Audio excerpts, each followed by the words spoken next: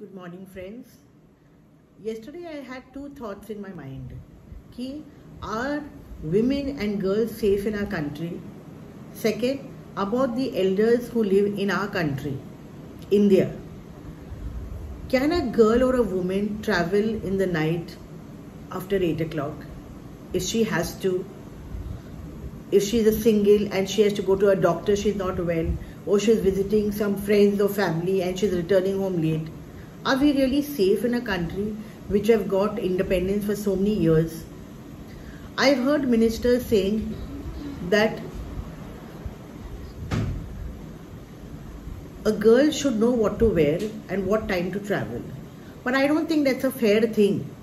Ki men and boys can travel anywhere, anytime. Why should we think before we go anywhere? Why don't we change the mindset of people? Why don't we teach our children how to live in a country with respect to each and everyone? Why should our boys go whenever they want and come whenever they want in the night, but our girls cannot leave after 7? In this century of ours, which is so high-tech, we still have the fright of not being ourselves, not being able to wear what we want, not be doing what we want. We still have to listen to people. A second thing which is really troubling me nowadays is about the elderly people who live around us. Many of them live alone. Their children are not with them.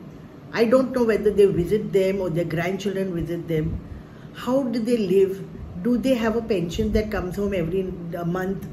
Who cooks for them? Who sees to their medical aid? Is there somebody who talks to them? Oh, they're going to die a very lonely death. These are some things we have to think about wherever in the world we are. My concern is my country and the place I live. And I hope one day God gives me the strength to do something for both these things. The other day we had a conference of teaching girls self-defense. But if there are 4 or 5 boys attacking a girl, one is why every girl, every woman who's alone is not a target for your sex needs. So that is why I'm saying change the mindset of people. Every boy in our country should be trained to help another person, to help anybody who's in need.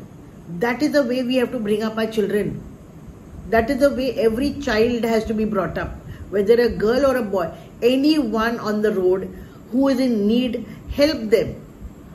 If you've seen a lady carrying heavy bags and cannot manage, help her. If there is a child who is walking all alone, accompany the child. Maybe the child is frightened, just walk along and say, don't worry, nothing will happen to you. If you find somebody poor and you're eating something and he cannot afford it, buy something for that person. Find out about the old people who are staying around you. Do they need anything? What are their needs? Don't make them helpless. Don't show pity on them. Just show that you're helping them, that you want their help. You want to help them. God bless you. I love you so much. These are just things that are troubling me and I thought I would share it with you.